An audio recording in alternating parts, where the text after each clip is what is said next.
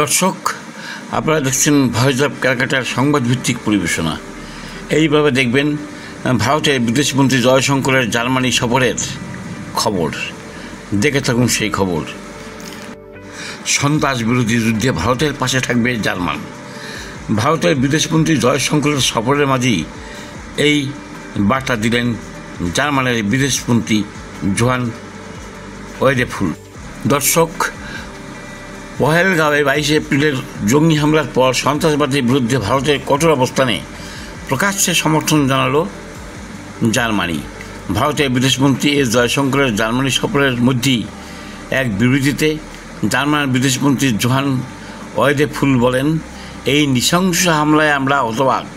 সন্ত্রাসবাদের বিরুদ্ধে ভারতের আত্মরক্ষার পূর্ণ অধিকার রয়েছে। তিনি আরও বলেন, ভারত জার্মানি সন্ত্রাস দমনে নিয়মিত যোগাযোগ রাখছে এবং সহযোগিতা আরও জোরদার করার পরিকল্পনাও চলছে।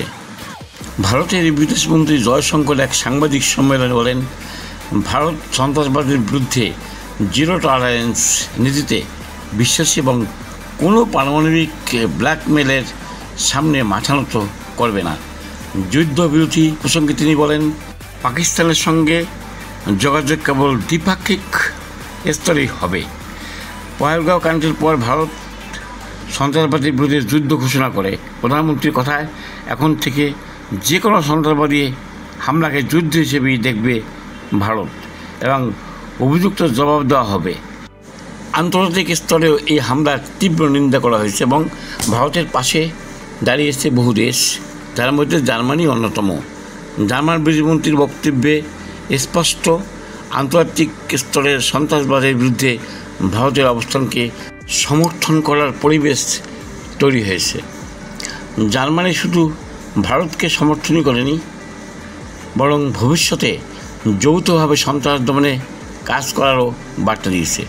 এই পরিস্থিতিতে ভারত তার কূটনৈতিক সম্পর্ককে কাজে লাগিয়ে আন্তর্জাতিক মহলে সন্ত্রাসবাদের বিরুদ্ধে আরও জোরদার অবস্থান নিতে চাইছে। জার্মানির মতো প্রভাবশালী দেশের সমর্থন ভারতীয় পররাষ্ট্রনীতির বড় সাফল্য বলেই মনে করছেন রাজনৈতিক বিশেষজ্ঞ মহল। সুপ্রিয় দর্শক, আমাদের এই ছোট্ট নিউজ চ্যানেলটি ভালো লাগলে লাইক, শেয়ার, কমেন্ট এবং সাবস্ক্রাইব করে পাশে থাকবেন। Voice of Calcutta.